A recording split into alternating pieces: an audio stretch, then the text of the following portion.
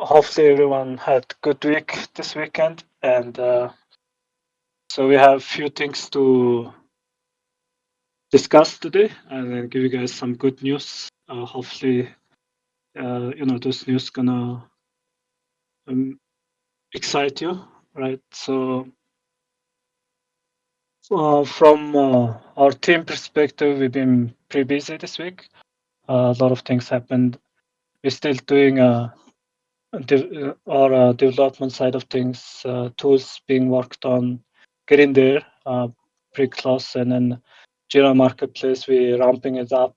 Soon we're gonna open up X Market side of thing, and then we wanna make sure when we open it, we have banger. Like there's gonna be quite exciting things to push out, as well as we have other couple more projects coming on board, which is on the line. So in terms of our tool side of thing, we obviously want to make sure it's fully developed before we launch it. So that's why, meantime, we want to make sure you guys get something and something to use, right? So I'm not sure if we announced this announcement yet, but Alpha Sharks tools agreed to give access to all of our holders. So it's going to be Genesis and Gen 2 going to be able to use Alpha Shark tool, right? Full scope. So it's going to be announced very soon from marketing team, I think. That's tools. Actually, it's going to be like open for our holders for a certain period of time. I'm not sure the extent of it, but our main tool is still going to be delivered when it has some added features. Right now it's getting there, but we want to make sure when we launch this, we have all the tool sets ready there. So that's something that we worked on.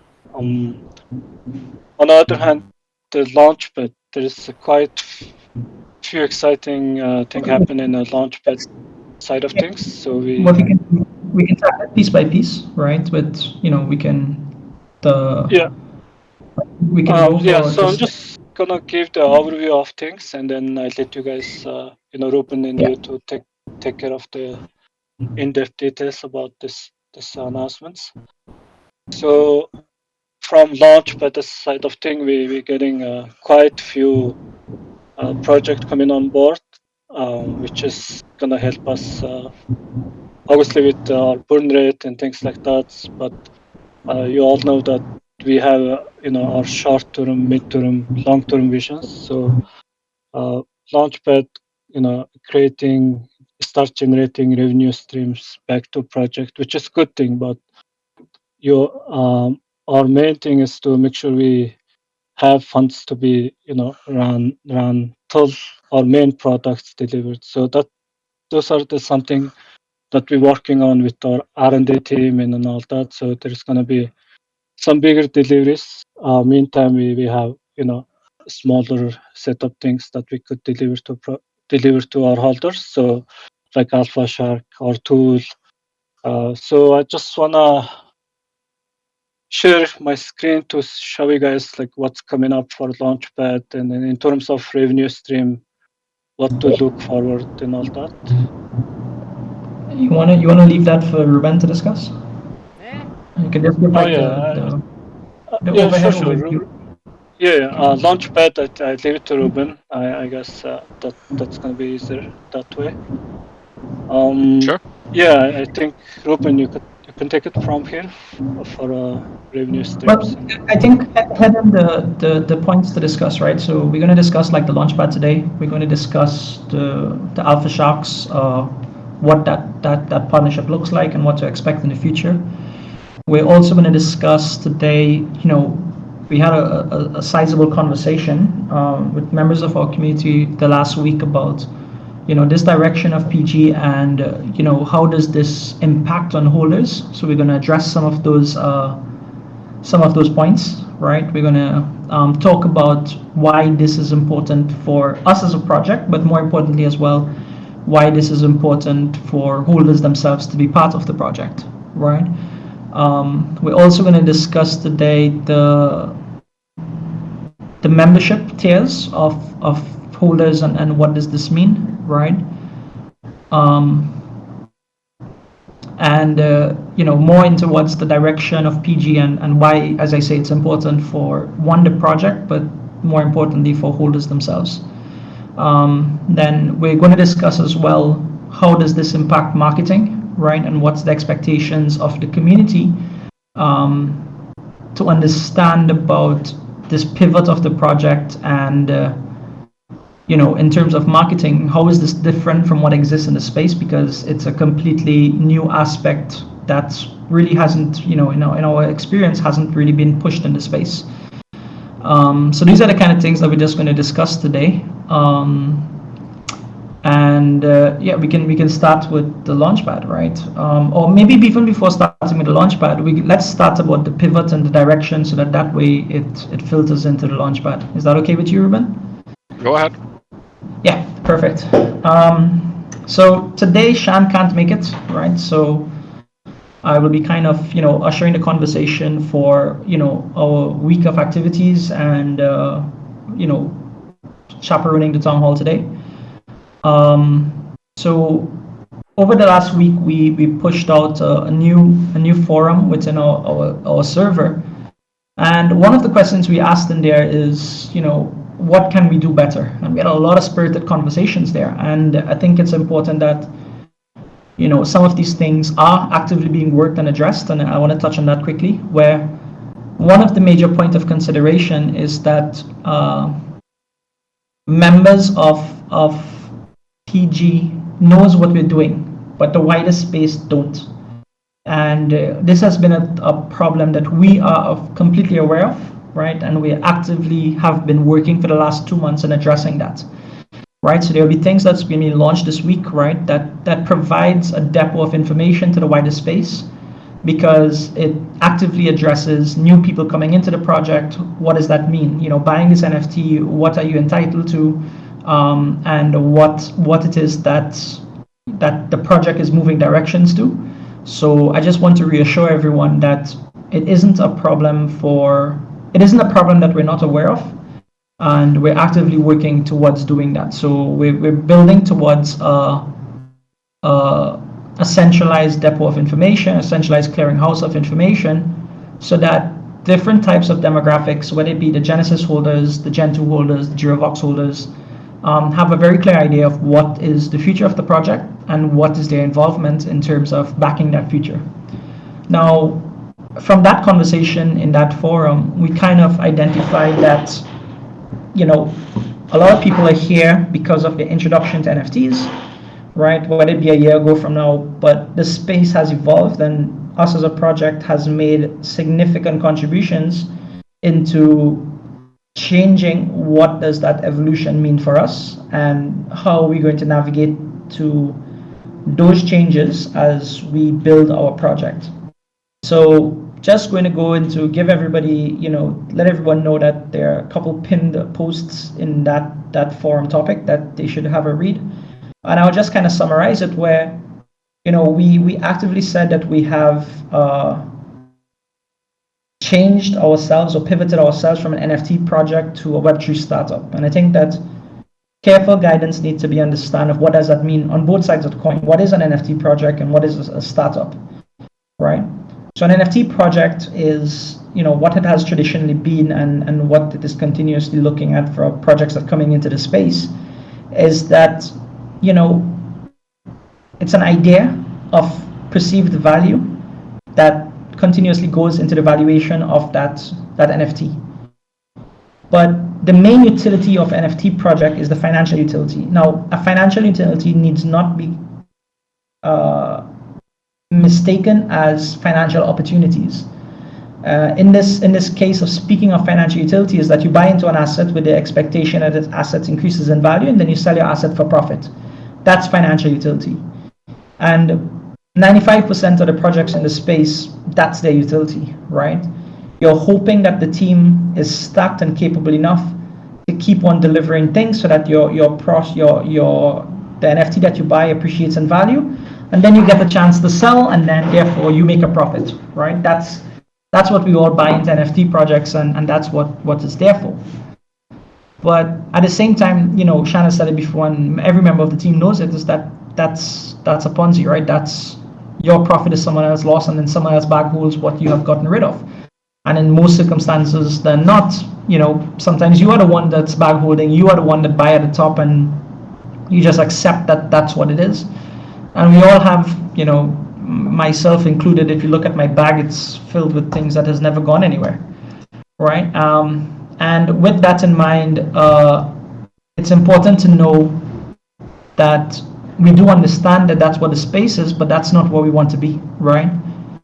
We have all found ourselves a home in the server. Why should our goal be to get rid of you guys for someone else to come in? That's not our goal. Our goal is that everyone here should find a place at home. And over time, of course, appreciate your asset, but not based on a speculative drive of saying something is coming and then when it's launched, it drops again. It's about a gradual appreciation over time. And to do that, we need to increase the value of what the project has to offer. And again, I use the word value here very strategically, because value and valuation is two different things. So with that in mind, that's why we're pivoting to a Web3 startup. Now, Web3 startup is that we're going to have Web3 products and services, but the main intent is not treat our holders as the consumers, to treat our holders as the people that we're delivering value for. But to do that, we need the finances to do it, right? When you look at projects, especially with marketplaces making these pivoted approaches of having 0% royalty, there's no way that a project can sustain itself in a prolonged period of time with funds coming in from secondary sales. And then if that's the goal of funds coming in from secondary sales, then we are now forced to keep on pushing people out of the project and bringing other people into the project. And yes, it makes you financially successful, right? Because you got a gain, but then we've lost who you are and your contributions to the project. So with that in mind, our goal isn't that. Our goal isn't to push people out of the project or develop strategy for that, but it's to keep on giving value to our holders. And again, I'm just going to reiterate that value is not the valuation to our holders. That's not our goal. So as a project, we spent a lot of time coming out of the Singapore event, and we spent a lot of time thinking, okay, what do we do now to generate revenue for our project so that we can keep on building new products, building new services, building new opportunity for our holders? And I think that just for something that really inspired me, and just for clarity, and just take a time to understand where we are now. This entire project that has been built up to this point was built with a project funding of 15 ETH. And I think sometimes we don't understand how much we have built from that. Our first collection at 0.05, launching 333 avatars, generated 15 ETH of revenue. And all that we have, tools, marketplace, new launches, new products and services, our expansive network of holders, our expansive network within the space was all built from 15 ETH of funding. And I think that is a huge success of the project, right? And I really commend the team as a whole, not just the executive team, but Shan and Jamie as founders, the executive team, the side teams, the everyone who has contributed that in a meaningful way. And to the point where now we have over 30 people that is actively employed within the project, receiving a monthly salary. And how do we sustain it? How do we keep on bringing more value, and how do we keep on adding more and more services for our holders that they can freely get into? And that's where funding from external revenue sources is important. So we looked at our skill set, we looked at the skills that we have to offer, and we looked at our benefits that we can do, and we said, okay, the space itself needs a body of individuals and a more professional approach of helping projects come into the space. Projects with good ideas, projects with capable teams, projects with funding. And, we all can look at it and say, man, this project has such a good team, and this project has a good idea for the space, and because of hype and because of these things, they never launched, and it has now gone to the wayside, and that's a missed opportunity of they can add some level of contribution to the Web3 space in general. And that's where the gap that the PG team is looking to fill, right? So as a Web3 startup, our goal is to be as financially positive, right, as cash flow positive as possible, so that we take that revenue and filter it back into the ecosystem of providing value and services, whether it be to the people that we employ, whether it be towards new innovation that we implement to, right, whether it be attacking the space, certain problems and information that's not being there, right? And that's what that funding goes into. Every time we do a launchpad or every time we do a consultancy, all that fund comes into the project vault that goes into actively funding these things, whether it be, quite recently we did the Jira Exchange and Marketplace, whether it be, the Jira tools and what we have to offer, whether it be some of the other innovative features in the future, right, that's actively being worked on, right? And that's why, to balance that, we very confidently said that that's the end. There will be no more launches from PG, because we understand that that's all we need, right? At no point in time our project is going to be the one that, because of the aspect of the project that there's a need for, keep on putting that onus for the community to support it, right? Because then it becomes much more burdensome on everyone and much more tasked to everyone to support the project, when we are the team, we are the one that should feel that responsibility and accountability. So when you look at what we have to offer, we look at our whitelist giveaways, opportunity for finance, our networking capabilities, our partnerships that we do, and we have significant partnerships where, as a PG holder, you're entitled to, right? And these are the things that we will constantly be using the funds that we generate for, to push the project forward, right? So that's the goal, and there's the answer of why it's important for the team itself to bring in revenue, and that's how it impacts you guys, because with that revenue we can then approach these new things where you don't have to go anywhere else. You don't have to spend on a tool. You don't have to spend on a new whitelist. You don't have to spend into a new project to get access into something, because we have it, and that's where the funds are going. That's the value of it, right? So we have done significant work of pushing that, right? And in Ruben's kind of presentation in a bit, you would see the success of it. Now, how does that apply to marketing, right? So I'm here to speak about marketing is used to provide information and decision making towards the people that's bringing in revenue. So we don't have projects to launch. There's no need for us to hype our flow, and there's no need for us to bring 10 more people.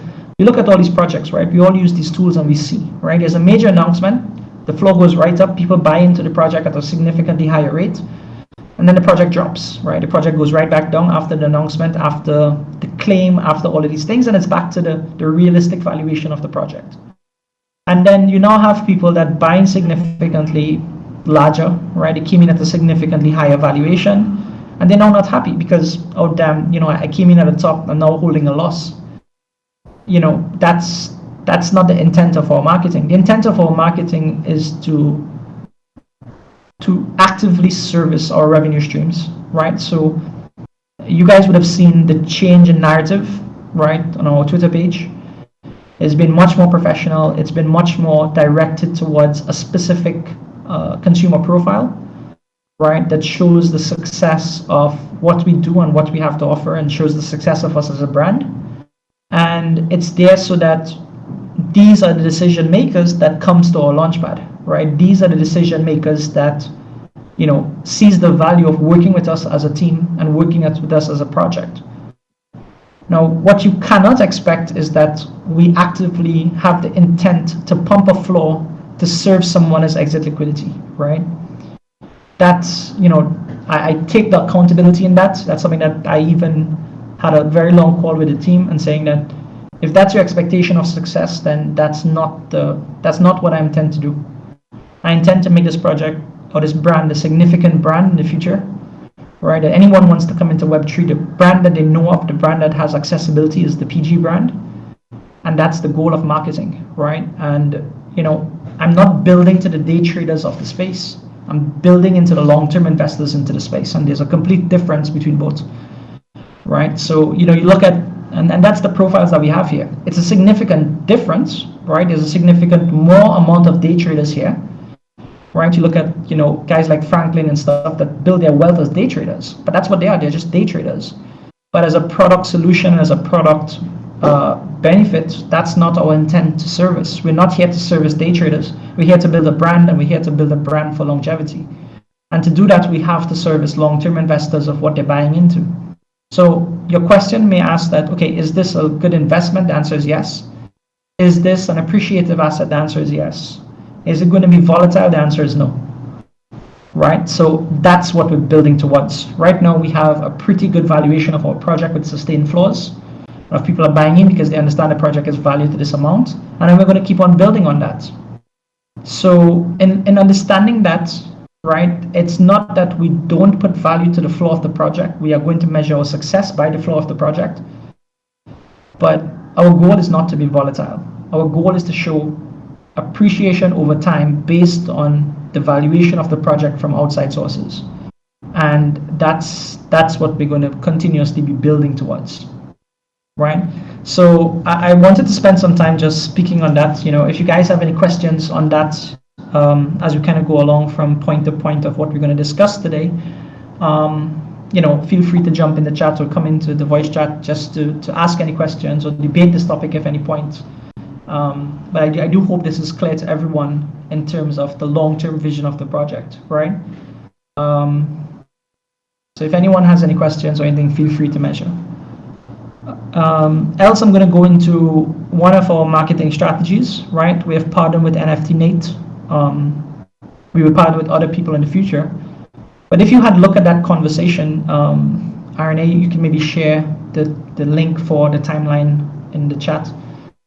And if you look at that sponsorship, one of the key things that you would see is that it's not meant to be a shill on PG and what we're doing. That's not the intent of it. Right? It's intended direct conversation of what our brand is about. So topics around our brand property and our brand value proposition is what we're going to be sponsoring. We're going to be sponsoring and sparking conversation about adoption into Web3, because that's the success factor of our project. So, again, this is against the grain of what NFT projects have. If they sponsor any type of marketing material, it's always a shill on their project. This is what the PG team has been up to. This is something to come just again to build speculation and to build hype, right? But it's not long-term growth. It eventually just becomes a dying factor, and it becomes something that everyone else is doing. So as we kind of invest into where these conversations are, right? We're going to be very, very strategic into driving the narrative of what our brand is here and brand is here to do. So that's a very clear example of the difference of our project in relation to maybe 99% of the projects in the space. We're not here for the short term. We're betting on the technology. We're making a bet on the future of adoption, right? And Web3 adoption is not just NFTs, but crypto adoption, community-driven decision making. That's Web3 adoption, right? And we just have a subset in there, right? By backing these things with an NFT collection. So that's the difference in marketing that we really want to go down into, right? So that's where I really wanted to spend some time talking, at least to our holders, to drive conviction into the project, because now you have what you understand. And I'm fully aware that not everybody will resonate with this, right? Not everybody will resonate with this type of messaging and this type of direction. But we're backing on that for the Web3 space to have longevity in the future. Then these are the conversations that needs to be addressed from now. A lot of projects are running out of funds, and you see it every day, right? A lot of projects are very, very vocal into what it means for marketplaces to reduce funding, right? Because they... Oh, someone's dying. Yeah, oh, sorry. I wasn't on mute. Hope you're okay, mate. Hope you're okay. Yeah, so it's betting on that, and you see, as I said, a lot of projects are being very vocal on that on that aspect, because they understand that their revenue is going to dry up, and they understand that for them to keep on building in the future, they need those funds. and they are forced with two options: either launch new projects in the future or go to VC for funding. So a lot of projects in the near future you would see are going to VC backing so that they can have the financial runway to move forward.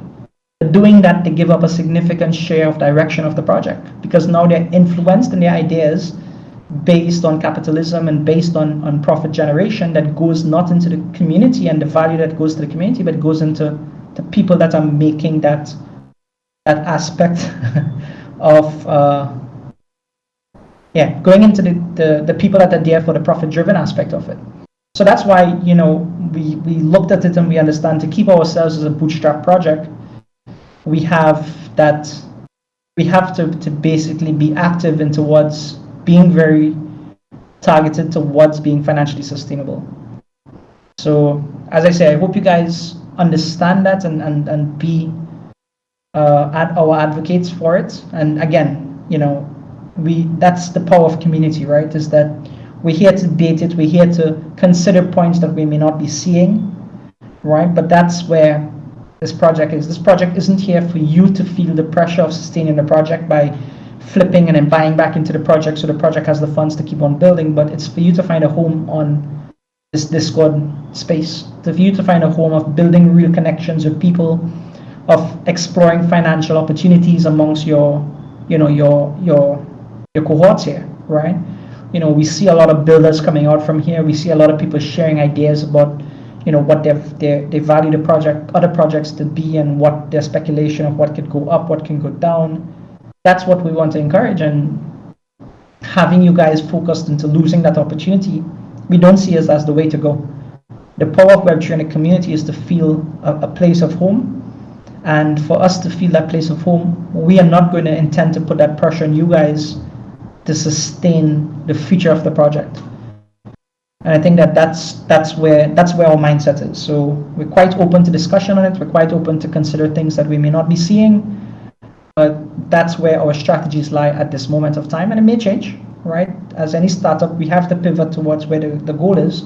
But I'm kind of happy that, back in July when we made this decision or even before July, going through the rebranding process and making these decisions, even before marketplaces were announcing 0% royalty, and we knew that we weren't reactive, but we were very proactive with our strategies, and that's what makes us comfortable now, even looking at it. You look at, for example, the recent buys within the last week, right?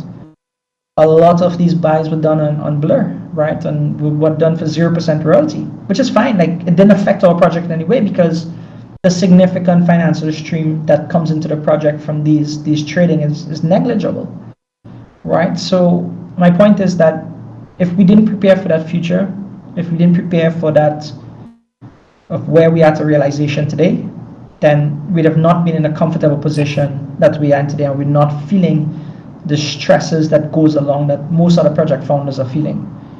Because now they have to explore what about their product or what about their offering can be pivoted for sustainable revenue. So I'm kind of happy that the team has done that in the past, and that's why we're in a position today. And we have been seeing the success of it, right? So, maybe Ruben, you can take it from here, talking about the Launchpad. You can maybe go into what makes our Launchpad different from all of these terms of consultancy in the space. And then you could talk about some of the successes and intended successes we have in the future. Sure. The difference is that we're just really fucking good. Nah, it's not the entire difference. So I would also like to talk a little bit about the actual state right now of the Launchpad, because this week was a really good week for the PG Launchpad. We closed up quite the amount of proposals this week, both on the Launchpad end and on the consultancy end. So we've gotten set up retainers, closed 2 bigger Launchpad projects this week, with very good, should I say, teams and brands. Say it like it is.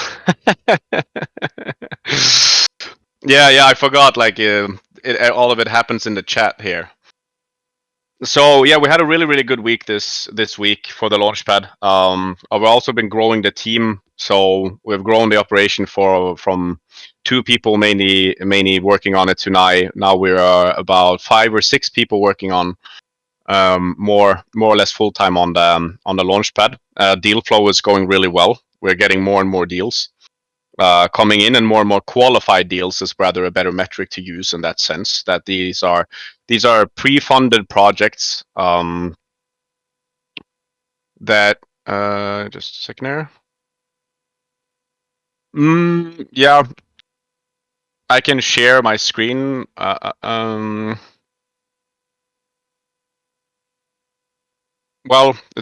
let me do the talk about them instead, and then we can share some graphics. There we have. Okay, there we go. Let me share that now. Now that I have this, we needed to modify a graphic a little bit just so before I could show it, and now I have it here.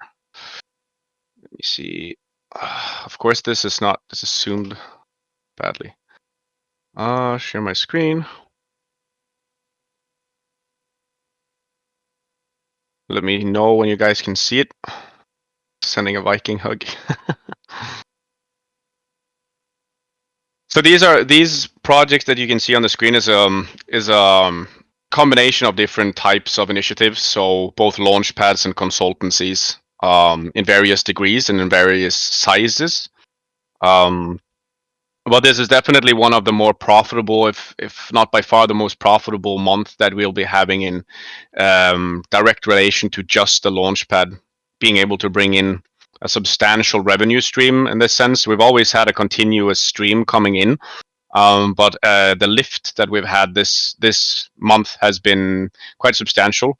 Very much attributed to the team increasing, being able to take on more due diligence processes, being able to vet more projects, being able to utilize more networks, being able to say yes to more deals because we do have the manpower to do so as well, and a qualified manpower to do so as well. So it is growing quite rapidly at this point, and we're also building out our network into an area that is very interesting. It was on our mind for a longer period of time, but the timing was correct now in the sense of moving in towards the VC networks. So either through brokerages or directly with VCs and talk to them because they have their own portfolio companies that they are catering to, and a lot of these now are looking into how to go into Web3. So Web2 VCs will often now have at least some projects that are also looking to get into Web3 or how to utilize some of the Web3 technology to optimize their product development or their product value proposition. So let me see, is there some more? Yeah, I'm multitasking quite heavily here now. Yeah, let me continue on that stream that I was talking about. So that would then mean that we, as a launchpad and consultancy, would be their go-to company or operation that they would use, and then on the other way around, we'll be able to utilize their networks, the brokerage networks or the VC directly, depending on what kind of relationship that we have with them. For funding up the projects. So not even now will not just be able to take these projects through ideation into value proposition refinement, marketing, product market fit, collaborations, all of it, all the way until the end, until mint. We'll also be able to dot out the potential of funding up the company along the way or afterwards as a proof of concept has been established and it has been accepted by the market and validated in the market. And now we can go into a funding, a Series A funding, for example, or pre-seed funding, all depending on the project, of course. So it's growing quite nicely. And the functionalities that we're building around it as well are becoming quite substantial. So the operation is just becoming even more and more professionalized all the time, but we needed to do it step by step because first we needed to validate the launchpad. We needed to establish a track record and now start reaching out to these types of companies or VCs to bring them in as well as a part of this, and that will be a continuous value refinement for us, right? Like now we can add in more value into our own proposal, and now we can extract more value out on the other end of it. Am I talking too fast or something? Like, there's no questions or anything, or just tell me if I'm talking too fast, because I get quite excited about this stuff. Yeah, so this is kind of what we're going to look at now going forward. These types of deals and months are what we're looking for. So that we can reach our ultimate goals, right, of being a cash neutral or cash positive project. And I don't think that I've seen any other projects being able to put this type of information forward. So I'm very happy and very excited this week, and very happy for the support that we've been getting. And our marketing team is doing an amazing job, and our new consultants that are coming in are already starting to pick up work and vetting these projects and bringing in very qualified projects. So I foresee this just continuously being growing now for the next few months. Let me see, is there anything that I haven't touched on? I think this is a good general update of the status of the Launchpad at this point. Yeah. Yeah, thanks for Is that. there anything else you want me to touch on, Amresh? I would show. I'm going to show. If you have it there, do you have the PDF of the Launchpad? The Launchpad, PDF? the pitch deck for the Launchpad. Sorry. Oh, the pitch deck. Yeah, the PDF. Yeah. Maybe we can show the community what are the services being offered, so you can see what we're doing for these projects, right? And Sure. what it is that I think it's important that everyone understands that our consultancy and our Launchpad isn't a shill, right? When you look at the services that we're offering, it's not just dropping them on the PG page and saying, hey, we're a consultant and buy into the project, right? That's not what we're doing. And that's not what they're paying for, right? So that's where it goes into understanding that that the project itself is built around significant value in terms of what is there to be offered, right? See, Arne kind of shared it there, but you can maybe go down to the services section so that we can explain a bit in terms of what we're doing for these projects, right? So that's why they're paying, right? It's not the opportunity for us to just throw a name behind it and hope it sells out, but we're helping these projects along all of these lines, and it's all modular, right? So a project may come to us and just want marketing, or just want the tech side of things or the consulting side of things, and that's what we can deliver a quotation on. And because it's modular, we can fit a wide variety of projects within the different evolution of their roadmap of going to market, right? Because they may reach a significant part and then they just want this module for building out certain things. And then it also applies to different budgeting scales, right? The A to Z solution will definitely cost more. And therefore, a project can then put it in perspective in terms of understanding that, okay, this is the best value for money in this module, and therefore this is what we would love to have.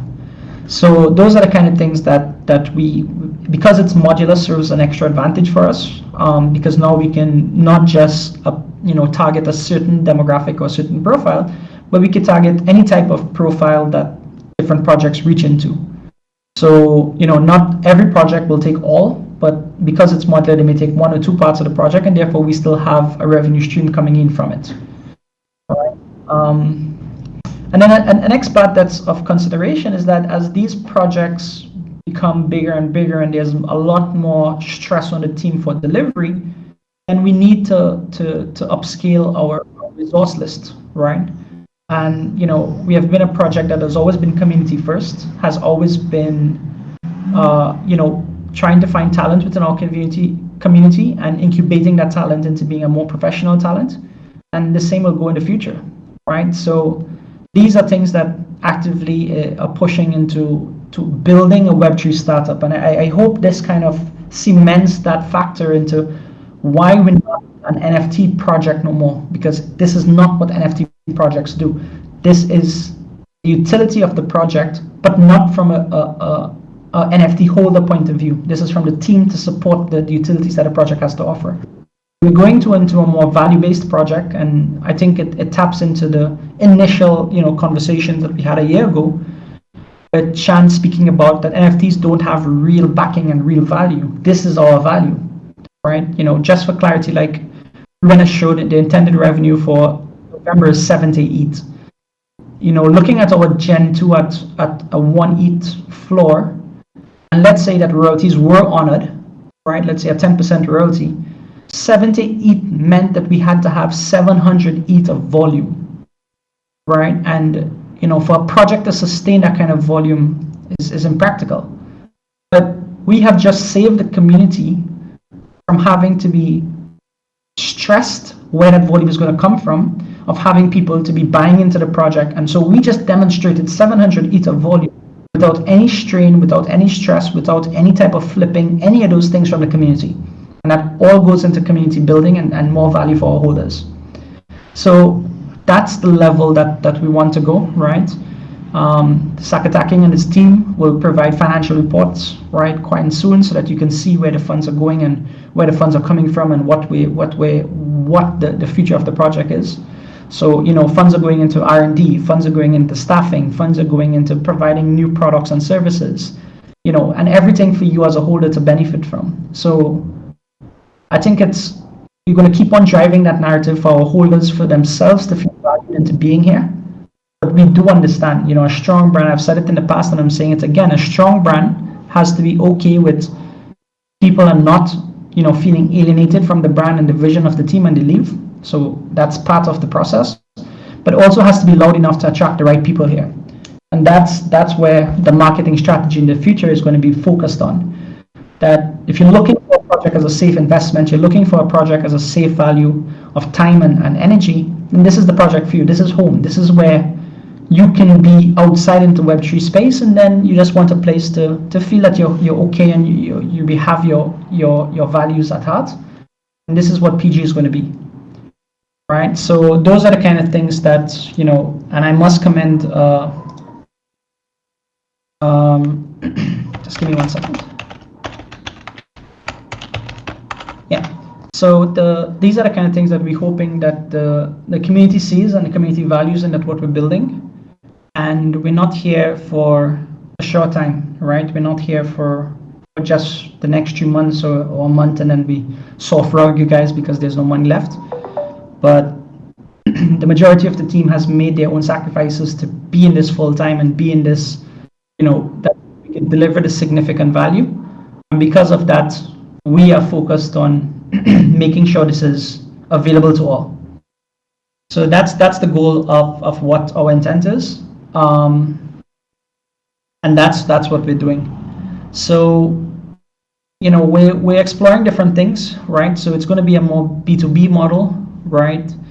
We're even exploring the fact that any of our consultancy projects, it's not set in stone, but we're looking at the feasibility first of it, where any of our projects that are coming through into our launchpad needs to support the system by buying into the Gen 1 or Gen 2s, as the case may be, provided the size of the contract. So that's an opportunity to help some of these short-term derivatives. Right, we're looking at, maybe in the future, looking at ways to incentivize holders, right, to be part of these things. We're even exploring, some of these projects has good outings, right? And, of course, Ruben needs to have a whole point and access into this, but, some of these projects have such great teams and such great funding and such great capabilities. We want to offer pre-seed funding into these projects to our holders themselves. Right? Yeah, thanks. You mentioned it. Nice. So those are things that we definitely want to look into the future of making that accessible.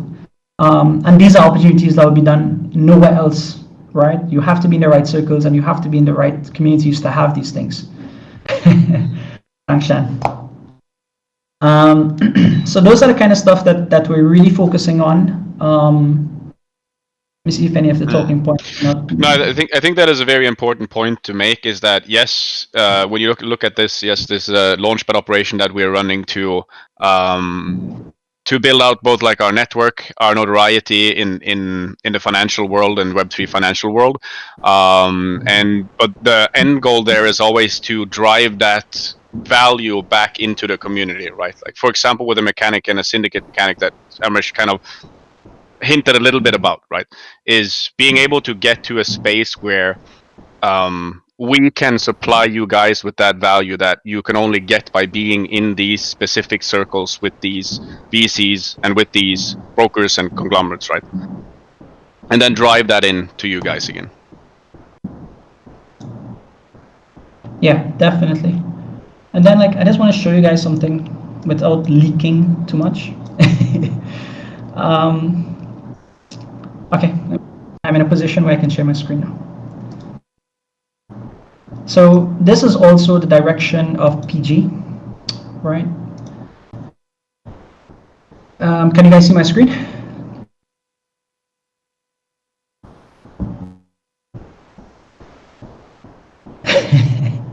Yeah, we can. Yeah. Right. So this is also a direction of what PG is doing, right? Where we're making strategic investments into right directions of the space, right? So, you know, we have here different brands, and we will go into these brands in the future, but it's just to further direct the point of where these funds are flowing into, right? So in here we have a development studio, we have a bot team, we have a lifestyle branding, we have a legal team, we have play to earn games and gaming, right? And we would have more of this in the future. But we're making strategic investments into these projects because whichever way the space directs to, let's say a year from now, their realization, for example, that the space is doing a lot more SaaS type stuff because tokenization and authenticated digital ownership is moving towards more bots and more development software. Or if it goes to gaming, or if it goes to lifestyle branding and in real life utility, right? PG has a skin in the game there. PG has an equity stake in whatever direction the space goes. So that if the space decides to actively aggregate towards a certain direction, the PG brand has an involvement in there. And that involvement is not just involvement of the brand, but involvement of our community. Because all of these strategic partnerships also has a use case for our own holders, right? So like Infinity Studios, a development team that we work with auditing contracts, contract building, security audits, bot management, those type of things. All of our holders has a discounted aspect into that service if they have any needs to go in there, right? The play to earn game, we have specific benefits of it as not just as a project, but as a community. So these are some of the strategic directions of what that looks like, right? And as I said, we intend that whatever direction the space goes, we have an equitable share in there so that we always have relevancy that's attached to our project in some meaningful way. So I think that's a big aspect of what it is that we want to have as a part of the project. All right, so I won't leave more. Right, but I think it's important to know what separates us, and I think that was the main focus of today, is that we bridged that conversation many a times, but sometimes it's kind of tough to understand why we moved away from calling ourselves an NFT project, but a Web3 startup. And the more important is that how it benefits you as an individual holder. So the goal is an appreciation of our floor price over time. The goal is to be as least volatile as possible. The goal is that, even if we lose people, that people are buying into the project and not buying into the financial utility of the project, but buying into what is the directed messaging that we have as part of the project, right? So that's where our goal lies, and that's our intent, right? And, again, I'm opening it up to if anyone has any questions or anything that people want to ask about certain points of this. We have a large, members of the team here that we can talk about. right? So feel free to jump in the voice chat, or if you want to type a message there that we can upscale into a question, and we can answer.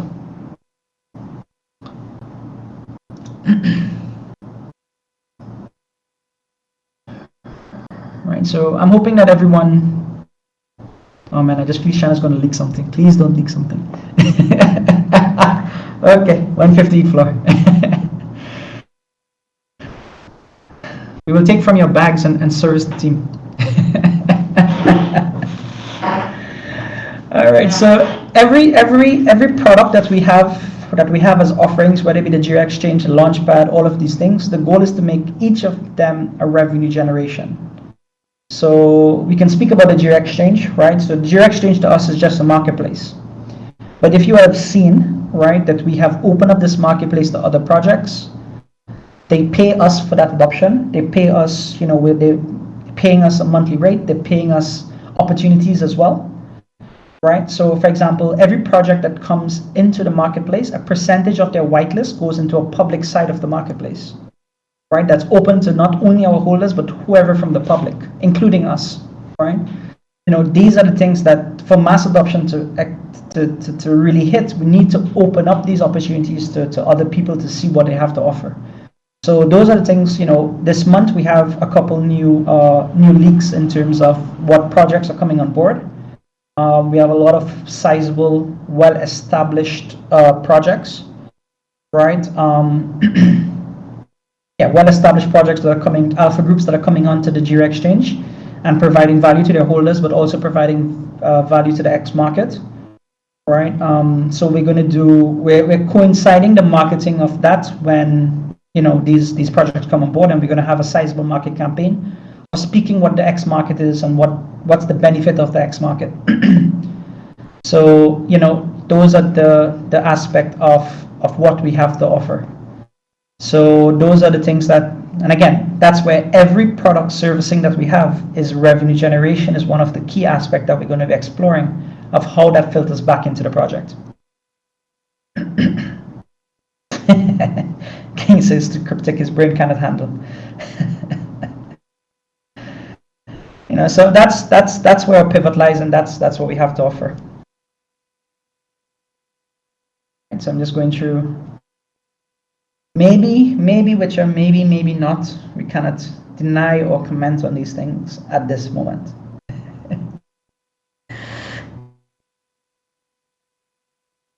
Right, so these are the things we're exploring. These are the things that, if anyone has any comments or anyone wants to privately interact with any member of the team, these are the directions we're pushing as a strategy to, and that's where we see success lying. Right, but we will still hold fast to the core aspects of NFTs and what they have right now by providing these opportunities to the holders. Through our whitelist giveaways, through our access to alpha, through our DGen channel. So we still have that core factor as part of our community while we build these things out.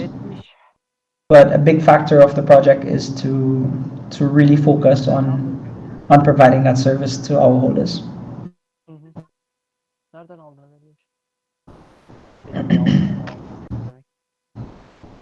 Amresh, thank you. I think it's a very all-encompassing story about PG. Is this information going to be available for the public somewhere? I'll make a recap of this town hall, and there will be a recording of it. But I think it would be good to have an overview of all this information, which will be available on either a website or in a Medium article or something like that. Yes, definitely. So as I say, we have a major drop coming by this month, right? We're actively working towards have it. We have the designs out. We're starting to focus now on the front end development of it. And that's going to be the depot of information. That's going to be where all different consumer profiles of PG is going to have access to information, whether it be holders in Gen 1, Gen 2, or the Jiraverse and JiraVox and whatever else we have in the future, whether it be people that wants to get access into the Launchpad or the consultancy or the financial services that we have to offer. They will see the value in what we have to give in that platform. We have so much, like you'll believe, man, like we spent for the last 2 months kind of stockpiling the information, and I'm fully aware that a small percentage of our community knows what they have access to, and that's what we've been ground shooting and making sure that access is still valid. And we're putting all that into one access so that any one of our holders, new or intended, right, or old holders, the OG holders themselves, could be refreshed into what their offerings allow, and we will have that made available to everyone, so everyone can look out to that in a meaningful way.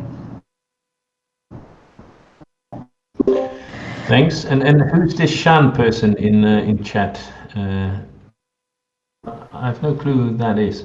It's Ramo. He rugged this project and he decided to come into our project. It's fucking rugger. Ramo. Yeah.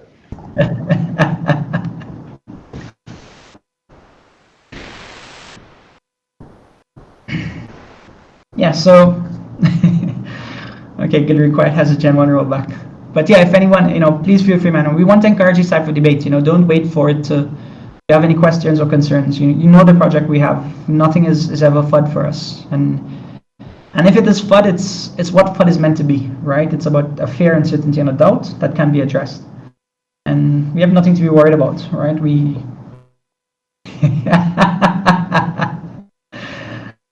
Oh fuck! There we go.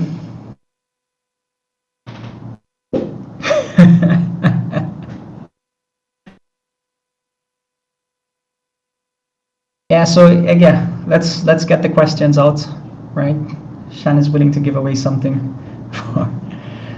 Oh man, when Sydney? So we have a couple real life stuff coming up, right? Shan is going to be in NFT Australia. He's going to be in Indonesia, and then we're looking at NFT Bali. We have announced our sponsorship of NFT Bali quite recently, and we're going to have a big aspect of that. Of representation there. Maybe the team will be there, not too sure. For NFT Bali, as Bali and that Southeast Asia kind of promote Web3 adoption in a more significant way. So there's some sort of in real life stuff coming up. We're also going to prepare a lot of graphics. Like I'll just show you guys. Like this is going to be one of the little swag we have coming up for. NFT Australia. Let's show you guys what it looks like. Just give me a second so I can.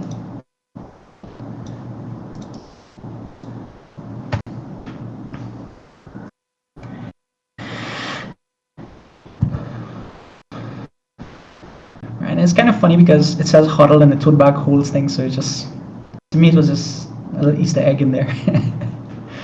Right, so those are the kind of things that we will make available for holders themselves who wants to organize their own in real life meetups. We will provide the graphics. We will provide the printed media to go along with, so that you can organize these things for yourselves. But we're being very, very strategic in terms of where our branding goes and how our branding is appreciated. Right, as I say, you would see it's much less stylistic, but much more very directive. Those are the things that we want to make sure our brand is well appreciated in the space, right? So those are the kind of things that we want to make sure, and we have a hand into seeing what that looks like. So, I know everyone is excited about the merch, right? The merch is actively being worked on. By the end of this week, we'll be sending our designs to the manufacturers to start the modeling and provide us a sample so that we can test the quality that we have. But again, everything that we do, we just want to be different, and I think that's where the time it takes to do these things. And it's there so that it's not there to release this information again, to buy people, mainly to buy people into the project, but it's there for our holders to feel that someone in our community feels valued. And that's the kind of things that we really want to push forward of having it being a big factor of what we have to offer. So, everything that we're doing is very strategic. If you look at our Twitter page, it's, even when we do a retweet of a partner project or one of our launch partner projects, it's not a shill. It's not, buy into this project because when name is attached to it. It's about what's our involvement, tuning more, those type of things that we so that the community and the Web3 space can see what it is we're betting on. Why it has got 0? Because the next thing that people don't realize, there are projects we have refused, right? There are projects that has come through our launchpad that we just have no intentions of taking on. And it's because they're not adding nothing new to the space. They're here for the wrong reasons. The team doesn't have the capabilities to deliver. So there's a significant vetting and the due diligence process that Ruben and Guden and his team put these projects through, right? So those are the kind of stuff that when we do put our name attached to a launchpad project or consultancy project, there's a level of appreciation that this project is here for the right reasons. It's not a signal that this project will be successful, right? So I just want to make sure that point is there, right? We don't want people buying into a project because our launchpad is there. It's for people to bet on the future of the project. But we will make sure that the project has all the foundations of success. Whether the team has the ability to execute on it or has the constant drive and stress maintenance to execute on it, we can't control that because we are not actively involved in the project. But at the same point in time, they display the foundations of success. That's what you can hold us accountable for, right? The team is well endorsed. The team has, real life capabilities that matches their value proposition. The team is doxed. The team is considering the market conditions to launch their project in, right? Those are the kind of things that you can bet on the PG team making sure that these projects are being launched in. So those are the kind of stuff that we are looking at. So Frankie asks, would there ever be an opportunity for members to infiltrate the team? Definitely, man, right? These are things that we have always said that we have made ways the Jira form that people have as part of their aspect. At the same time, for us to reach that point, we know that at the nothing should be done for free. You have an active support system and you have a value to be added.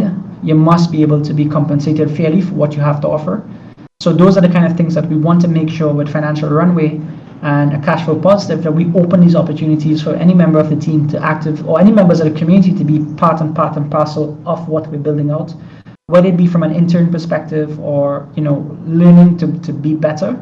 But at the same point in time, it must be your opportunities there for you to be part of. So it's a both side of things, right? It's the both sides of not just taking in people and just having them there, but it's a value that can be added, but at the same point in time, it's beneficial to you to actively be working on these type of things. So those are the 2 points of consideration that matches those aspects for it. Yeah, that's the question that I just answered. Right, so yeah, so those are the kind of things that we have ongoing, right? Every member, and again, this is something that I think that's not well appreciated within our community. Every member of our staff is a holder. Every member of our staffing, right, whether it be from moderators to the executive team to the management teams, is speaking about having an active stake in the project, and therefore they're incentivized to want the project to be successful. And I think that's such a huge, strong point of a big part of the project, right? Because no one is not incentivized for this project to be successful, and that's what we want to keep on promoting in the future, right? And that's why we first source relatable and capable resources in-house before even looking on the outside.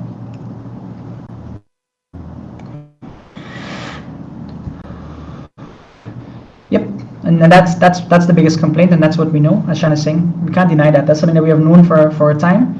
It's just that how do we get that out in a meaningful way? So the marketing team spent a lot of time into crafting that copy of how is the best way to represent that in a safe but informative way. And those are the things that we have made significant strides in. So these are the points that we go on. So it also ties into the point that sometimes you bring, as community members, we bring up topics and the team is working on it, but it's not something that we can deliver overnight. It's not something that, if it's not strategic in a way, then we lose intent of where that can go, right? So those are the kind of things that we want to have, and that's what we have already done, and now we're in a very mature stage of rolling that out. So those are the kind of stuff that Shan just posted there that we have as part of our ecosystem, and those are things that we're actively working towards. Yeah. So thanks for the question, Frankie. Anyone else? Just put a question in there. Let's answer it. We're about an hour inside. Don't make me have a 3-hour monologue like Shan.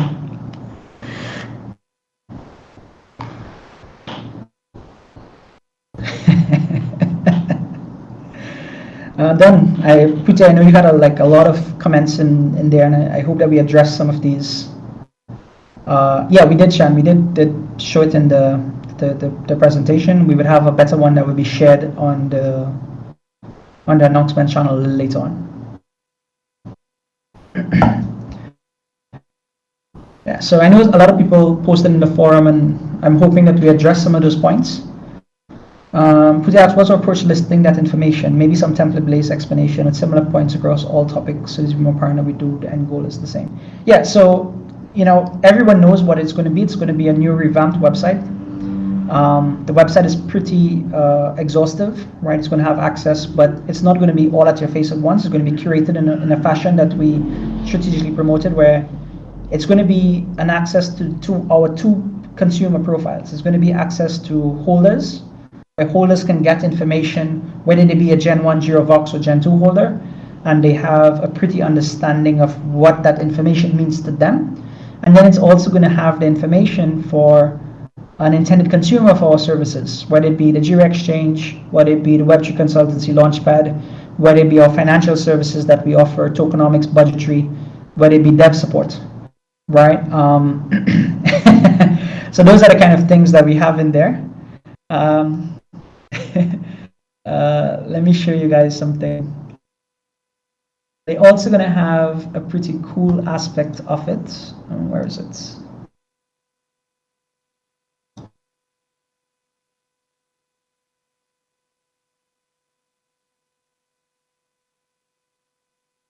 Oh man, how do I zoom in to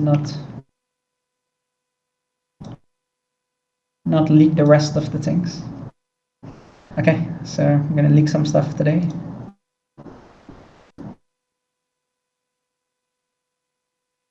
So I'm doxing Pute.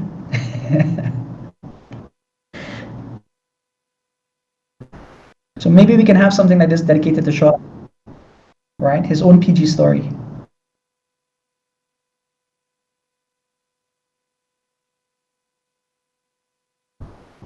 Right, so in there, we would have these kind of stories for our holders, right?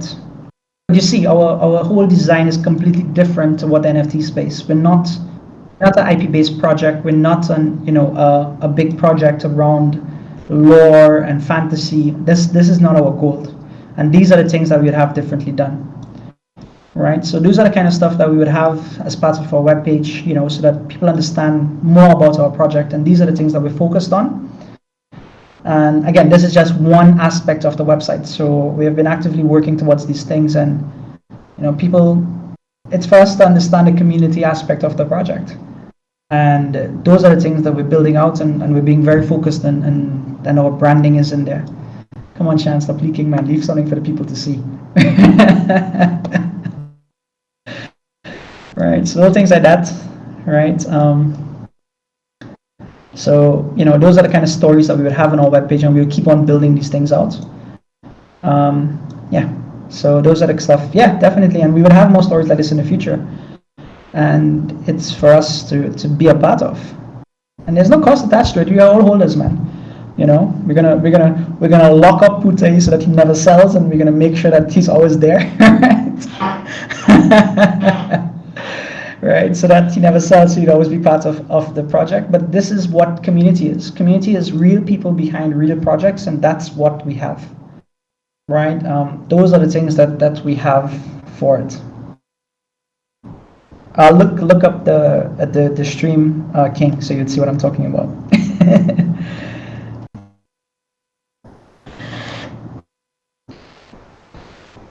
So those are the kind of stories that we want to tell more, and let people, NFTs are much more than just a quick flip, and the more the space, and that's, you see marketplaces pivoting to that, because they're pushing the financial utility of it. And I'm pretty, we all have these challenges at OpenSea, but OpenSea made a very strong statement today about, that what it is for NFTs and why they're choosing the direction they choose. And because they're encouraging the space to be more than just a flip. And if we keep on promoting flips, then the space will go nowhere because it's the same people just making money off each other. So today I win because I sold at the top, and then tomorrow I buy at the top and somebody else's win. And we're just moving money from one holder to the next and just being part of that Ponzinomics that a space has. And marketplaces are encouraging that, whether it be Blur or X2Y2 or wherever these projects are. They're encouraging that because, to make that flip easier, let's incentivize not paying anything. They're not even putting it on the task of the buyer to make that decision. They're putting it on the task of the seller. And that's what it is, right? So, it's exactly that. And that's, I shared a graph on the forum, King. That's the adoption of technology. Every technology starts with financial utility before it goes into application utility. And that's where we are. That's where we are right now. So those are the things that's happening, and those are we're building for the future. In parts of my entrepreneur journey, I always remembered a great piece of saying that my mentor told me is that, a lot of people who play hockey may understand this, but you skate to where the puck is, not where the puck is going to be, right? And if we keep on building a project to where the NFT space is right now, then we're dooming ourselves to failure, right? So we know that application utility is where it's going to be in the future of where NFT projects are, and that's what we're building towards. So that's the goal of where PG as a brand and PG as a team are building towards. Right, so yeah, so definitely I agree completely with that, King, right? That's what it is. Oh man. 3-hour monologues. I'm an hour and 15 minutes. I can't do that 3-hour monologue. I'm here answering questions.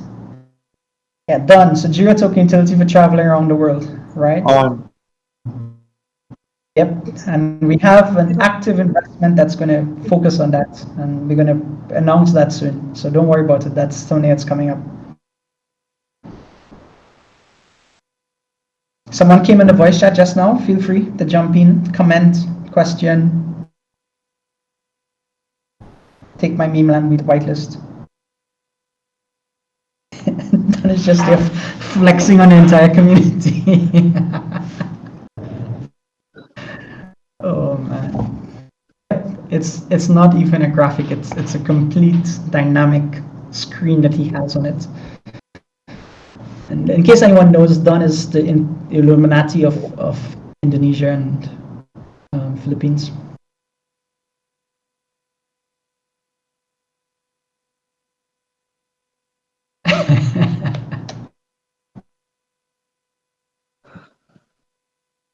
Yeah, you're right, man. You're a walking billboard. That's exactly what he is. Right, so we're gonna have stuff like that. That's coming on the Jira exchange. And we'll have those things in the future. Yep, that's done. Imagine that done with the whole Autobus organization.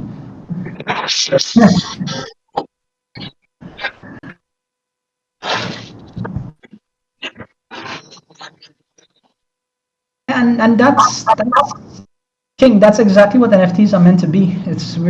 We found an opportunity to promote flipping, but NFTs are really sometimes just about the art. And right now we're all in the ETH chain, but Tezos as a chain has been promoting the art-based aspect of it, right? And other chains are exploring for what it's meant to be, and it will forever be that way, right? And the more that flippers are there, just it holds back progress, and that's where it is.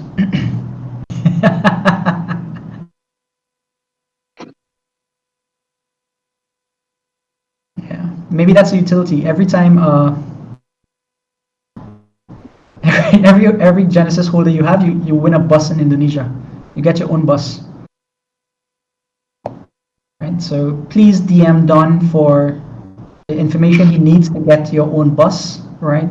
His DMs are open, and you would get your own bus for an in real life utility of Gen 1. 333 buses that will be running around Indonesia, but you've got Jira as part of it. Thanks Don for that plug, and feel free to reach out to Don. His DMs are open for that.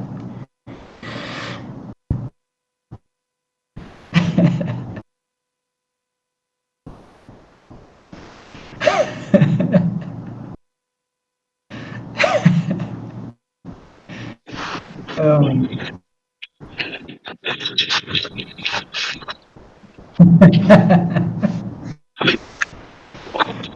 so that's basically the town hall, guys. Like, we wanted to spend some time that Shan is a way to talk about a project in a more meaningful way and not just have Shan go out into everything he hates about the space. So we wanted to take this time to talk about a project in a meaningful way. So it's part of the mutiny that we have. And it's a lot. Like, everyone talks about what the project founders are doing, man. And I can tell you, like, every member of the team, it's every single day, right? For the last week, from Monday to Friday, I had 17 hours of meeting, right? 17 hours of meeting recorded on Google for it. So it's a lot of time that goes into it. And every team has their own, their own suite of people that are actively working towards it. And something that's coming out that I think that everyone will kind of understand a little more is that we're having a Meet the Team campaign that's launching soon, where you got to meet the people behind the team and why they are the best people that are taking an active role in certain things. So that's something that we're going to be rolling out soon, right? It's going to be part of the filler campaign. So while we have these announcements hitting our social media, we're going to have a Meet the Team campaign where everyone gets to understand the real people behind these avatars and why they were picked to be the best people that we think that have active roles and active responsibilities. So those are the things that we have that we're going to be part of.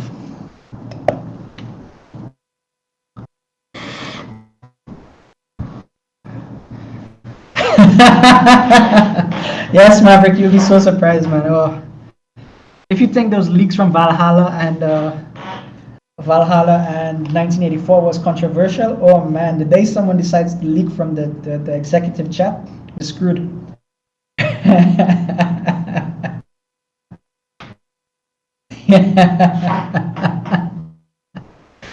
Right. So thank God for these NDAs. They're covered.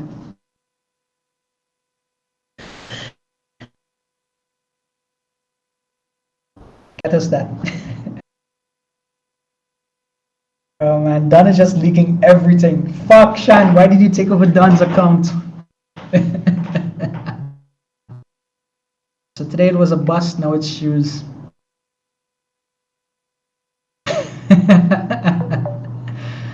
Irony has found a chance to blackmail.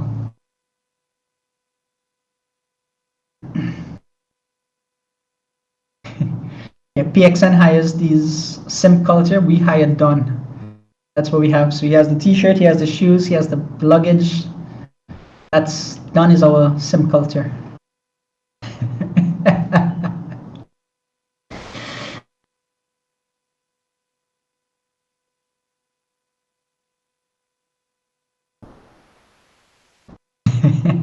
Don't ask questions that will hurt you emotionally, Ace. Why you put yourselves up to being hurt?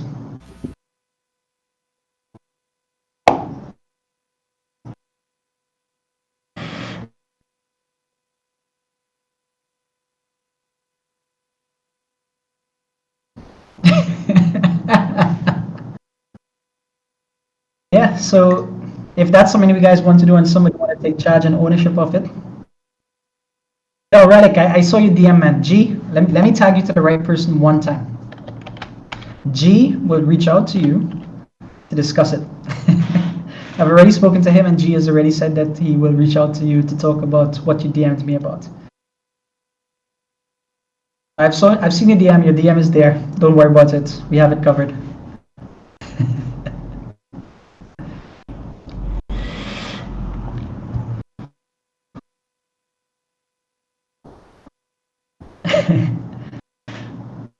Yeah, so before we close up this town hall, any questions about our strategy? I don't want to get next set of DMs about these things, about where we're going and how is this different. I'm quite able to debate, right? We have members come and ask about our marketing strategy. We have some members I'm seeing in the chat right now that quizzed me about it, and I hope that they understand. And it's funny, right? Like a lot of people talked about youths and what it was, and then we saw where it all went, and then we saw the effects of garbage of what they had to offer, and not a lot of people are getting it right? But for any project that we have to look at for inspiration, they need to spend time in the space, right? A month in the space does nothing. A month is just speculation. Understanding where the space needs to go, a year, 6 months, 7 months, 8 months is what we have to look at. If anybody wants to compare us to any other project, let that be your metric, right? That if we wanted to really have relevancy in terms of our comparison of any project that has done it right, we have coming up. And yes, Fusion is this year, guys. Don't forget, Fusion is this year, right? We're not going to launch the date. We're not going to show sneak peeks just yet, because we have a very active marketing campaign for it that's going to excite everyone for it. So we're not going to leak it. We have removed those conversations. We have kicked Shan out of those groups so that he himself will not leak it, right? Those are the frustrations that we have. So we can be happy that he's not going to leak our plans for that. But Fusion is happening this year for sure. Yes, Maverick, these are part of my weekly psych sessions with Josh. So I'm having it well under control. We're never gonna put you guys arcade. I've seen the sneaks, man, and you guys are killing it. It's gonna hit, man. It's gonna hit. Arcade Boy has been actively working on the Fusion, and man, have they done a great job for it.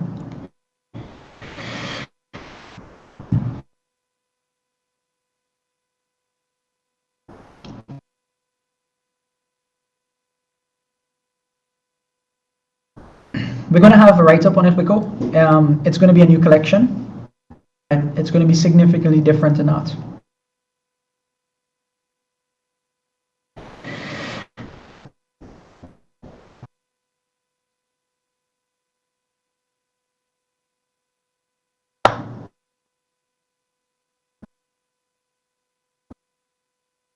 Yeah, so I think if you have no more questions, we can kind of wrap up the town hall today.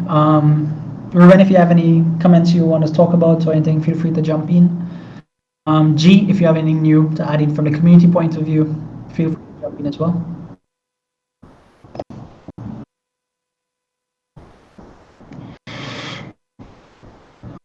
Yeah, I mean, I guess if we're talking Launchpad side of things, the community side sort of regards like community development, so consulting, other projects that are on board with the Launchpad. So if they have any questions or inquiries regarding, developing a community or staff development, management, organization in the back end and everything that evolves around the community side of things. So yeah, there's an operation that's currently running that I'm trying to, I guess, get going into a smooth operation, which is the collab services. So,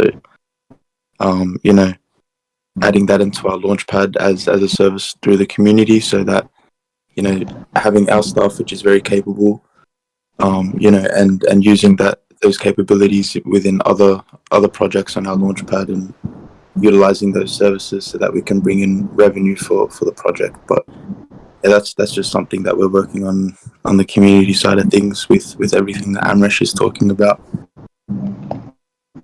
Yeah, definitely. This goes to show you the revenue streams that are coming in. Ruben, you want to leave us with anything?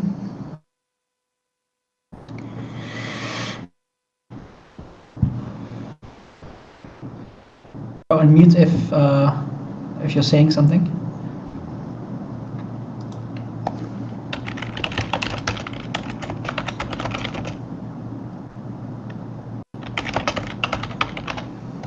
Okay, so I guess he's not. So let's call this a wrap on today's town hall. Feel free to tag me with any questions if you guys think up any questions for what we discussed today, right? RNA will provide the TLDR.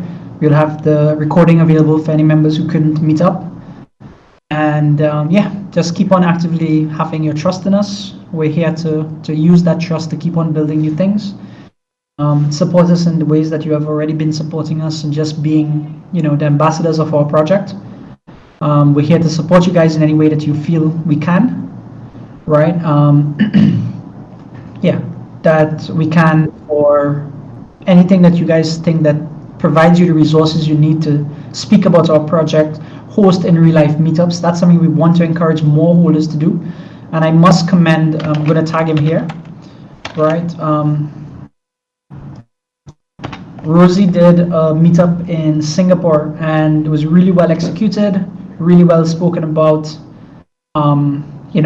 and we actively support him in the ways we can, which is help fund certain merch and certain things that we can get out there. But at the end of the day, we are limited based on our geographic locations of having these things. So, and it doesn't even have to be a PG specific meetup, right? Like, encourage people knowing about Web3, encourage people who have Web3 aspirations to understand about Web3 and be the content experts about these things. And we want to encourage that as much as possible of having it there and, show us that you can attract a right crowd, and we would be actively supporting these things the way we can. And those are the kind of stuff we have, because you look at the failure of like NFT London and NFT New York and stuff is because these are just opportunistic guys in Web2 seeing a need and feeling they can service it. But we are the Web3 natives. We are the guys that have been here over years, understand what the space is and understand how it's beneficial to people and understand how it's beneficial to entrepreneurs, right? And we are the ones that can speak about it in a much bigger capacity than some of these Web2 guys. So, if you guys want to organize your own meetups, we have a template of how that could go about and, help you with some of the promotions on the Web3 side of things, but it's still the onus on you to sort it out and organize it and attract the right people to these things. Be the content leaders for it. And if there's a wide enough, amount of people and, that we see there's value, who's to say we could fly one of our executive members to be part of it with you guys. So those are the things, Shan is doing a lot of in real life meetups in Australia with G and Josh. And there's a lot of success that goes into it, right? People understanding what the project is, understanding why Web3 is not just a rep of what it's being advocated to be, but now that you speak to real people behind it and understand the future of Web3, you see a lot of more people buying into not just our project, but the Web3 space in particular. So those are things that we definitely want to encourage.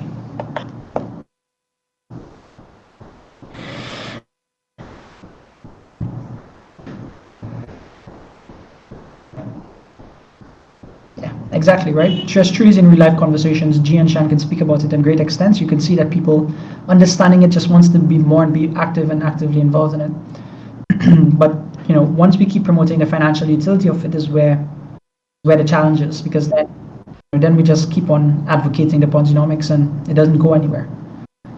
Right? So don't be those guys. That's not what we are, and that's not what we want you guys to be.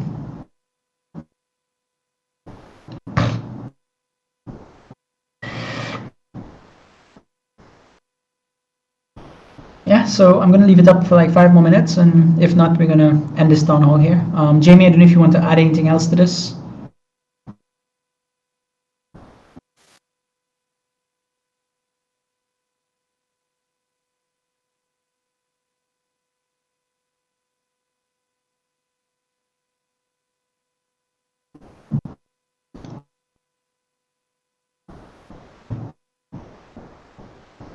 Okay, guess not.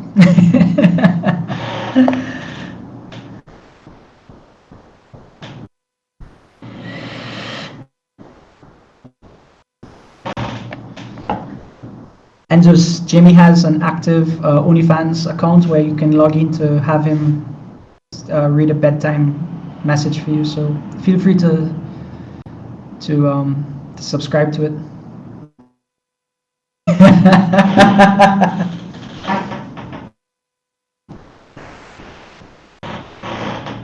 That's a nice question, Don. If anyone's been new, feel free to introduce yourself. Just let us know who you are.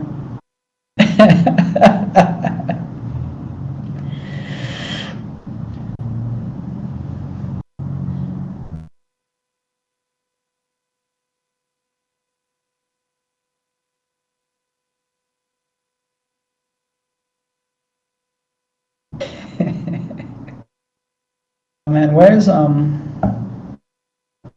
Tata? Let's tag him to see if he's here. Oh, Hubel.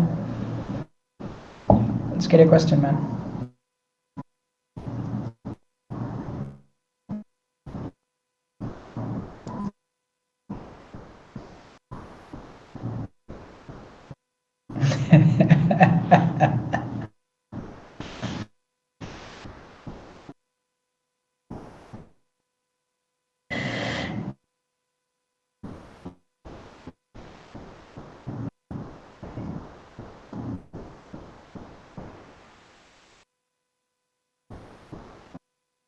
Yes, so let me address the AlphaShock stuff.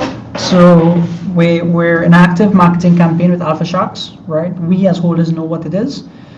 But they have an announcement card for early next week, and then we will also make an announcement after. So it's not that we don't want to, we have already all of the graphics already prepared.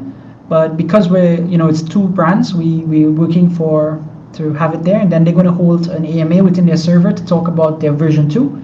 And then we will invite them to AMA within our server as well to discuss the capabilities of their tools and what their tools have to that meets the needs of our community.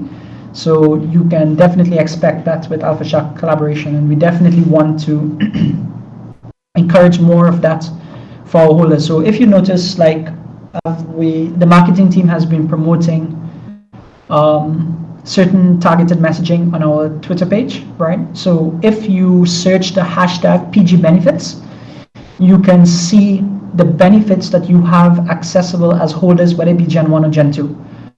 So that's something that you guys can look at. If sometimes you may take a little time away from the space, but you can search certain hashtags, right? So we have certain hashtags that's available for you for curating that information, and we will continuously have that moving forward. Let me just tell you what those hashtags are. So the PG benefits is value for our holders, right? PG Launchpad is anything about our Launchpad projects, right? PG delivers is anything with remarks that we would have said of our delivery, and we're going to use that as our internal products and services. Those hashtags are being used on Twitter as of now, so you can search those hashtags, Hopel, right? So you can see what are some of these benefits. So I'll just share an example. Let me just find it quickly.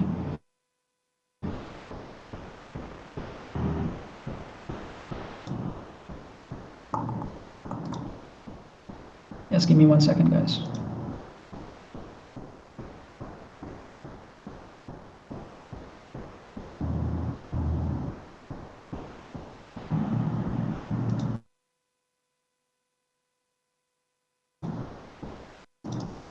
Right, so if you look at this tweet here,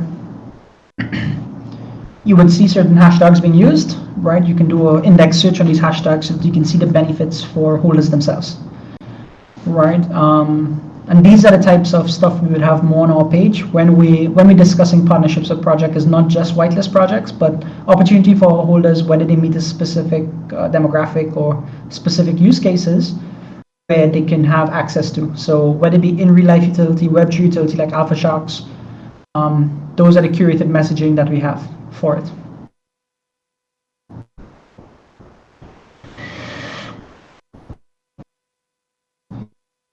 So those are the kind of things that we have. So hopefully that answers your question, Hopel.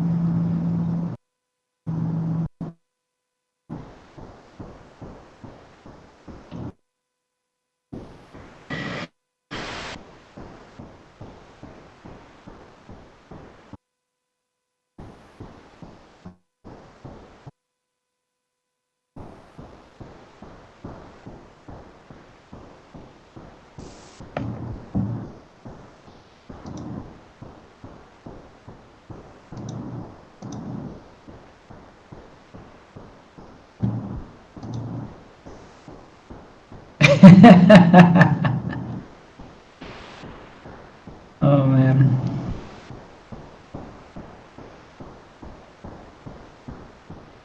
probably hold for 2 weeks. Yeah. And those are the things that we want to get away from, right? That volatility in our project where holders themselves are angry because, they want to get exit liquidity. That's not what we have, and I'm very proud to know that our holders aren't like that. Yes, they discuss floor, but the discussion of floor is so that we keep a higher valuation more than they're looking for it to be pumped, right? Those are the things that, those are the stuff that we have that we're proud of our holders that we can have.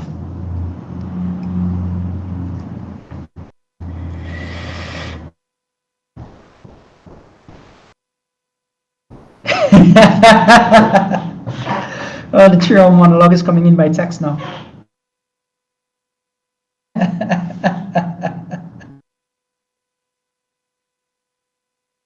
Oh man.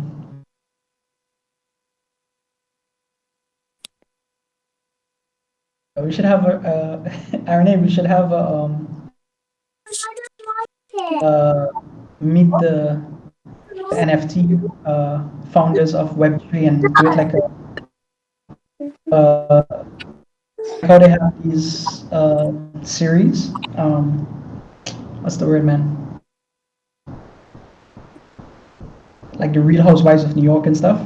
Just the real NFT projects of Web3.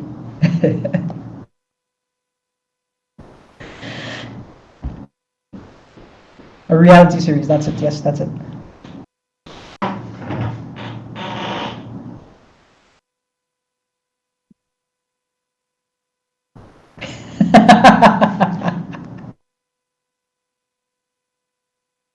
Oh man, I wonder who would be the moderator. We could make Shoreline the moderator.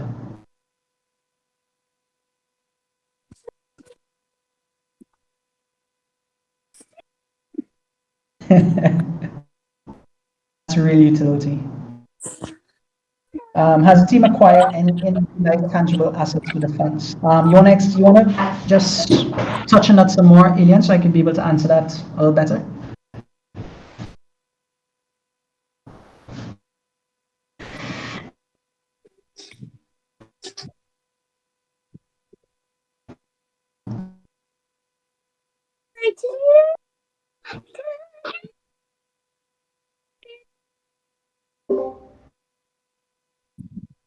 There's no real reason why Sean couldn't just talk, right? So he could get on and just talk a little bit.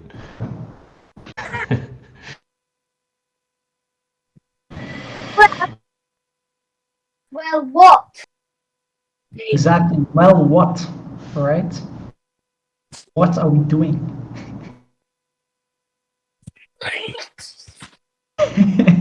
Who's hot miking? Ben. Oh, it's Maximus Prime. Ben. Hello? It's a... That's our youngest member of the Jira team. And he said It's the Amresh, newest well moderator. what? Is that it? Now introduce him, Maximus. Introduce your kid, man. Let him be the new moderator in Web3. So when they ask, is it direct to contract, he then just goes, well, what?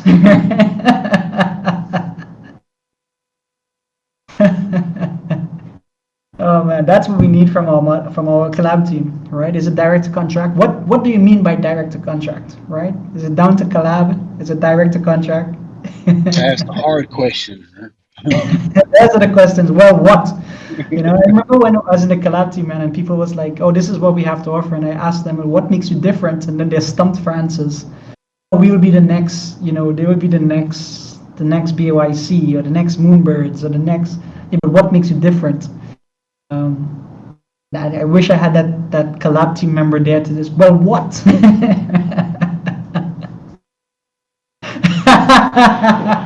Sorry, Grit. Sorry.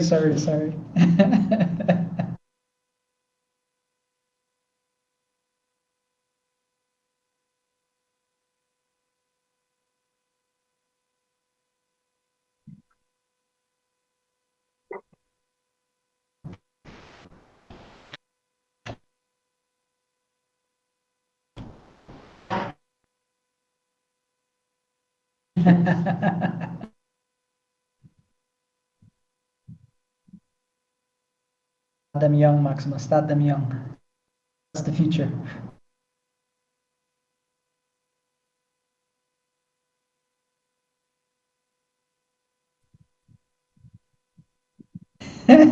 Don, why are you leaking, man? Don't leak, Don. Don't leak. That's utility right there.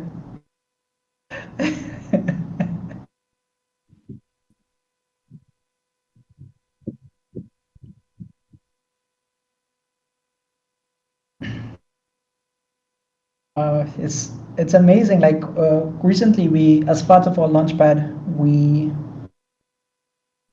promoted our collab services as a module for projects that just wants the introduction to having their product being accessible to servers. And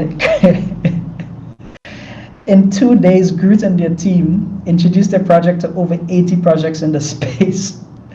And they came back and they was like, I thought this was supposed to go on for a week. We have already exhausted our whitelists. What do we do now? Right? And, you know, people underestimate the power of our brand equity, right? But Groot and his team, man, they're a significant amount of value that they provide.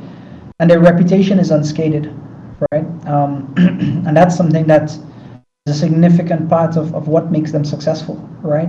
They're very well respected in the space.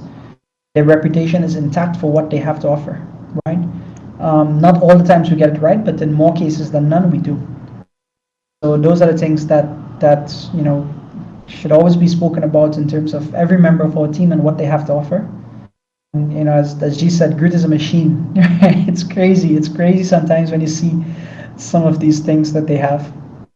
They open up their skill sets to. Groot, Rodriguez, Jerry, and Kenny, right? Exactly. So, yeah, Radek, we would have a ticket support system when you can make your complaints, and if we have a significant amount of complaints, we then kick them off the team, including members like Shan, right? So we would have that there for you to complain on soon. So we have a tickets for complaints, and Josh should become involved.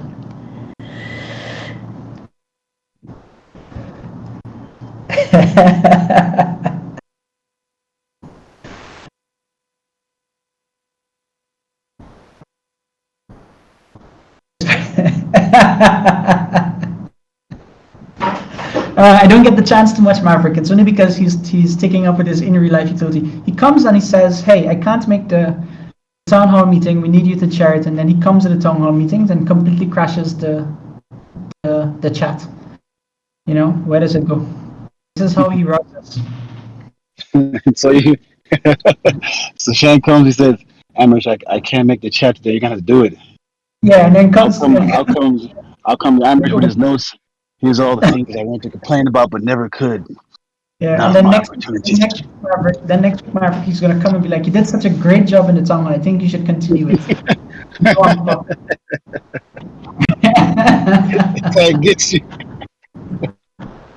That's what he does, man. He kills us all. Yeah, I noticed Zero Cool was doing only a couple, then he started doing, hey, yeah, that's a great job you're doing, Zero Cool. Oh, thanks, Shan. Yeah. Why don't you do this every day? Oh, okay. Next thing you know, hey, Zero Cool, that's a really good job you're doing daily. AMA, thanks, Shan. And it's about twice a day. That's what he does. I'll give you my story, right? Like, funny, right? Like, so as most people would know, I met Shan before PG, right? He had his own server, and you know, what the fuck that? What the fuck was that? That's how you show you in the library. Okay, back to my story, right? And one day he came and he was like, he said, "Hey, you know, we need to have a logo for this server that you have." And so I just designed the logo, and then I went to sleep, and the next day I was the mod, right? Server. So we had a lot more conversations there, and we understood exactly what it was, you know, we had to do. I was like, okay, it's a small service, 50, 40 of us, no problem with it. And then one day he came and he was like, oh, he found this project that's willing to give us whitelist spots, but he think he could do more with it. I was like, oh yeah, that sounds good. And so he showed us all the project in the server, and he showed us it has Gojira, Project Gojira, right? And so he says, well, what do you guys think, right? Do you guys think we should go aboard? I said, yeah, let's go for it. If you think you can add value there, let's go for it. Again, I went to sleep, and the next day, I wasn't just introduced into the project, I was made head mod, right? Not managing mod who has never seen me before, right? That's what he did. He just made me the head mod, and I was like, oh my god, these people are going to think, who the fuck is this new guy, right?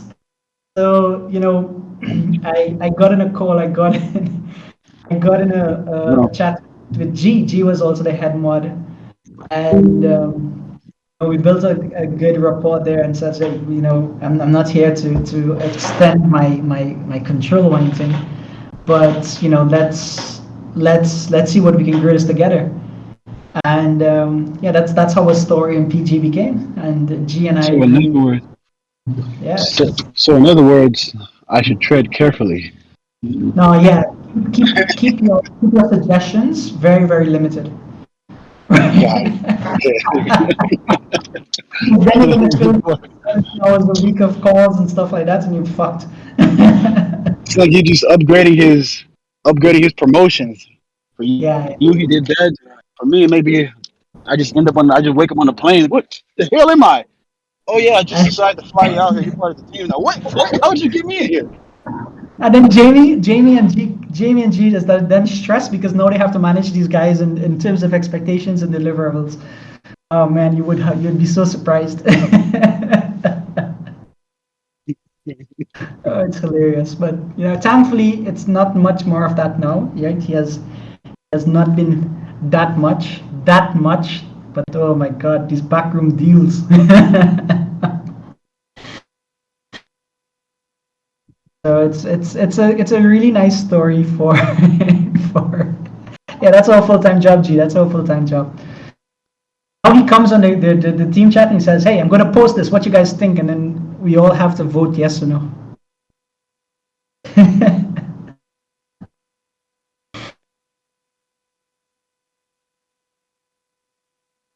Gert, could you please make sure and explain what DTC means before we have any kind of issues for that? Yes, Jamie. Yes, guys, please lay the blame on me. I'm the one that holds Shan from leaking. All right, so if you don't see the speculation narrative, that's my fault.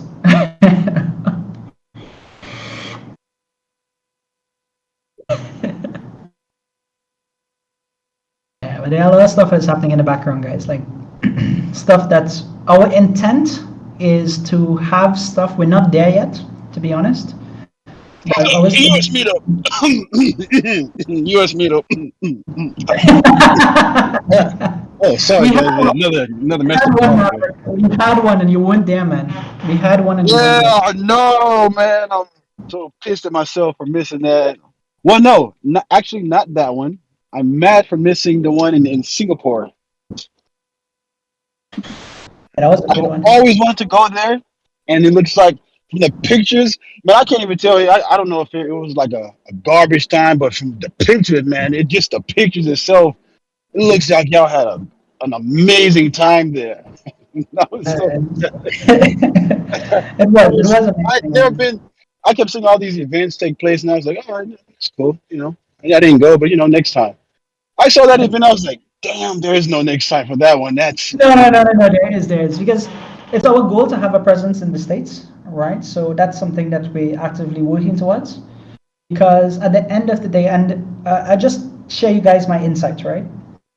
One of the biggest diaspora changes is effect of Asian mints and American mints, right? And what I've come to realize is that Asian culture and Asian mints are much more gambling. It's much more financial speculation.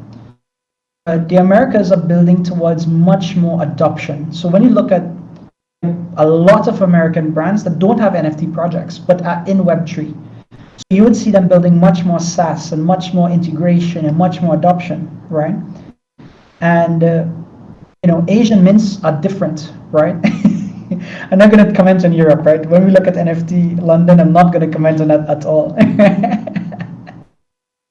But yeah, it's a lot more difference in terms of narrative of what Web3 means to different brands, right, and different cultures.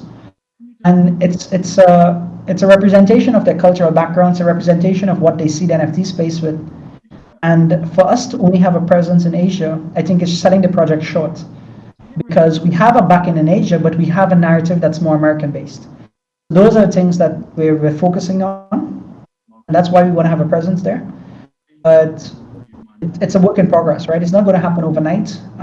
We do have a lot of contacts in the Americas, and significant contacts, not just degens or just NFT natives, but a lot of American-based contacts. And for us to have a presence there is something that's part of our strategy. So you can't expect a big meetup like Singapore in the Americas. Pav, lay the foundation, man. Lay the foundation, and you set the tone of what it is. And yeah, definitely. Right. But yeah, so that's the touch on what the Americas and why we think it's important.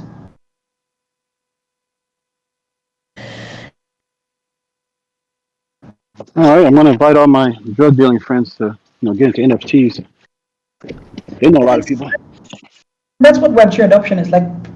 Because we are in the space, we automatically assume Web3 adoption to be NFTs, right? And it's one of the adoption. Crypto adoption is Web3 adoption. Community derived conversation and community derived decision making is Web3 adoption. That's the biggest difference that's being unexplored, in my opinion, in Web3 projects, right? Community adoption. A lot of projects speaks about community, but they're not really tapping into what communal growth is, right?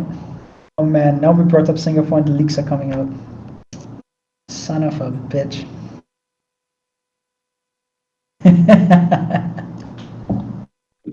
I know this is Shan's doing. He said this is payback for all the crap he was talking about me. Oh man, Peter, I'm so sorry, I didn't mean that. He's like, the damage has already been done. Look out for a new Launchpad project then, Pute.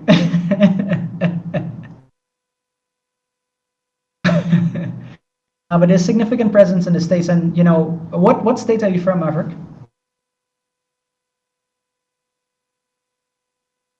I'm from Texas, but I'm currently living in Arizona right now. Because there's significant, like even Texas, there are significant communities there, right? And if you have plans to set up something, I can introduce you to those communities. That has a thing there, and we could do like a co-branded exercise with some of these communities. But yeah, it's about bringing the right people, and the right people for development of the space isn't degens, because that was the narrative, right? For me personally, getting into NFTs came from seeing those articles of BAYC selling for $400,000 and $500,000 and $1 million and over. And I was like, okay, what this is about, and that's my adoption, right? That's when I moved from crypto into NFTs. But when you really understand what it is being backed by and the technology that's being backed by, that's what projects aren't really exploring. Right? Digital ownership, community, and opportunity of value. Those are the kind of things that's what the space needs to mature to. Right? And we see it within ourselves, right? Like, we had a fun with Kaidira and all these things, and it's on one side, we look at it as, from a different perspective, is the community not being supportive, but on the other side is that our community is more mature enough to make decisions on things that they're looking for. So those are the kind of stuff that, that on one side, it's the opportunity for us to explore, right, and keep on encouraging. And on the second side, it just means that we're becoming less and less degen by nature.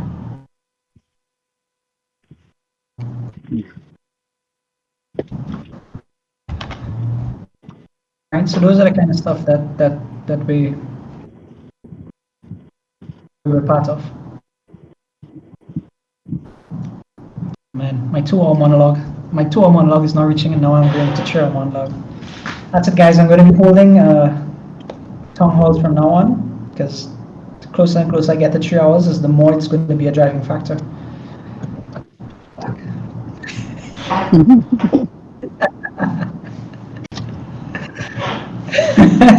Yes, RNA, I'm fucked. Because my Sunday mornings.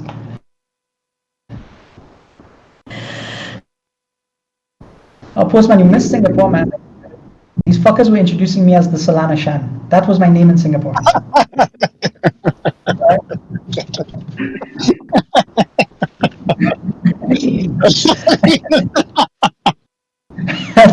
That's what we're introducing, man. The bullying that Web3 is causing on people, right?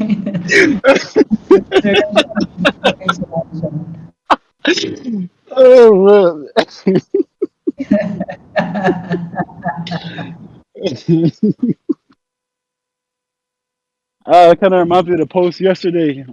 I saw Shan had it was a bunch of people that just changed their names to Shan, Shan.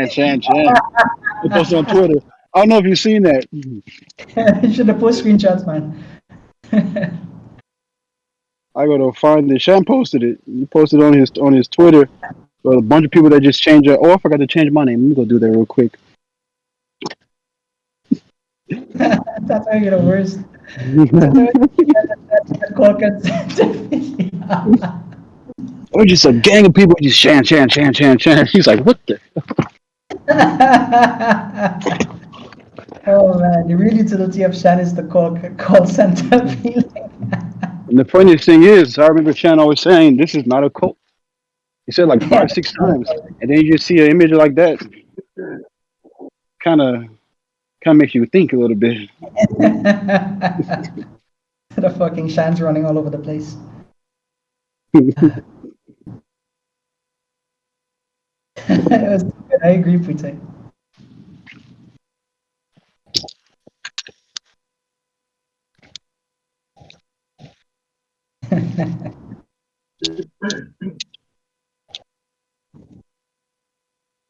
Yeah. RNA, you're the one said he was going to do it, and now the marketing had to step up.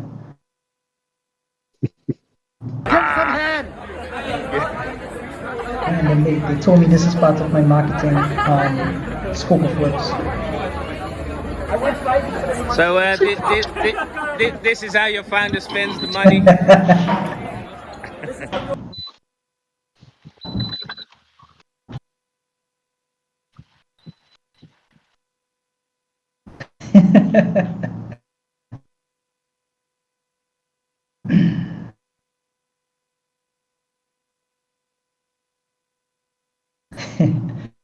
Alright guys, let's wrap this up.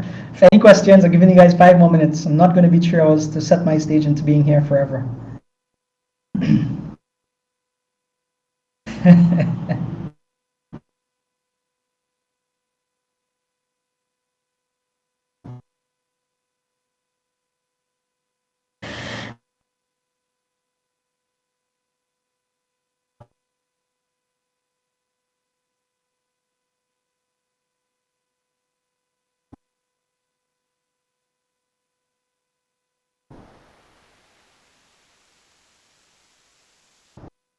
You can maybe set something up, Eden.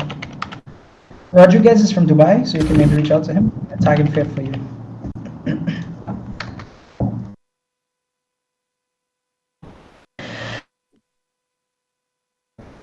Yes, Pete, his names. There's going to be an update on Alpha Sharks coming out this week about what's the use cases and how you guys could be involved. But it's going to be a significant utility for ourselves and our holders. And then we're going to also talk about what we're providing for Alpha Sharks as well. So it's going to be a both-sided, not just a one-way aspect of it. Oh man, real. What are you doing to me, man? Say that. I want everyone to say that they miss Shan AMAs.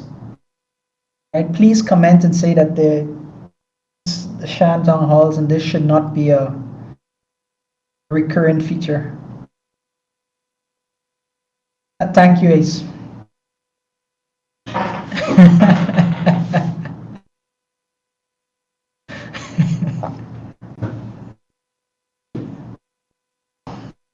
Comments as well.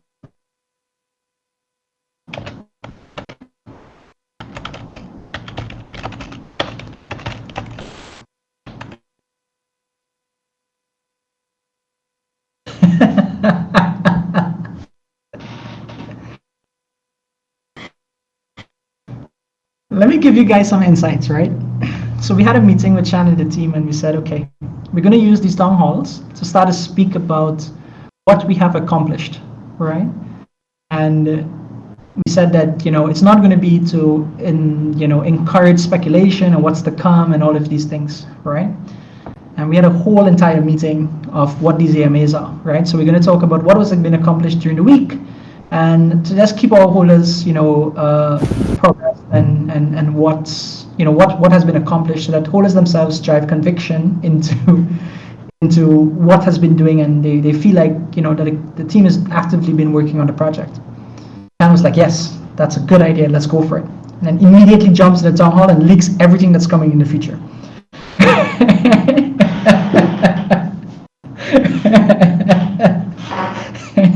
That's the challenges the marketing team is facing.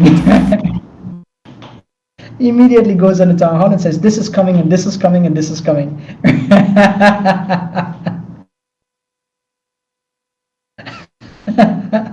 These are the things that you guys need. Every time Shan is in AMAs, these are the things that guys need to post on the AMAs. Right? That you're leaking doxing Shan.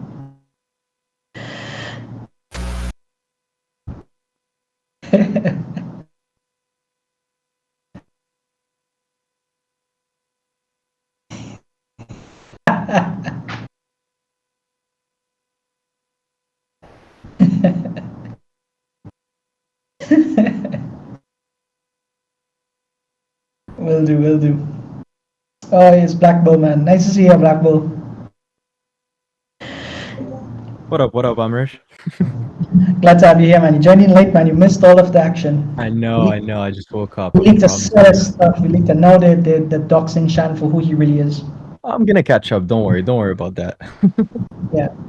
So just like how you took over Motherfuckers, right? Where we're doing a takeover for Shan.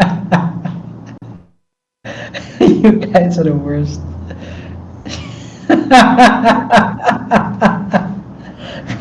What has this town hall become?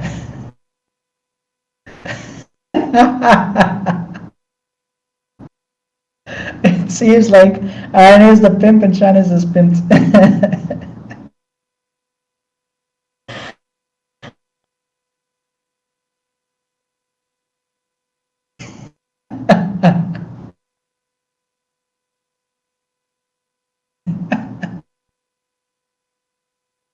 I would like to actively ask you for when you're doing introductions about PG, that you use some of these pictures to talk about executives behind PG and their personal account.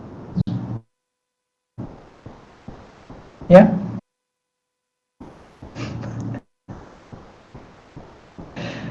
And feel free to use pictures of G as well, and his accomplishments being like astronauts and doctors and stuff like that.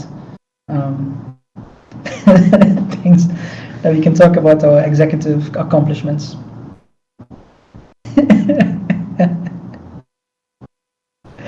Alright guys, let's wrap this AMA up before it becomes even more toxic than what it is.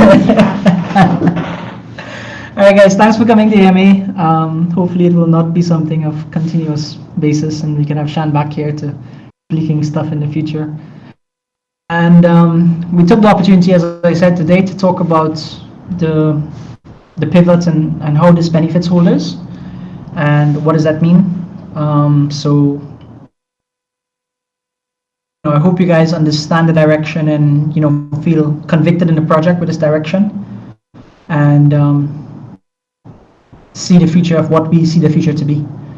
Right. So thanks for coming to the AMA, guys, and let's keep the Jira farm strong and be successful in the next week with more rice to come. Thanks, guys.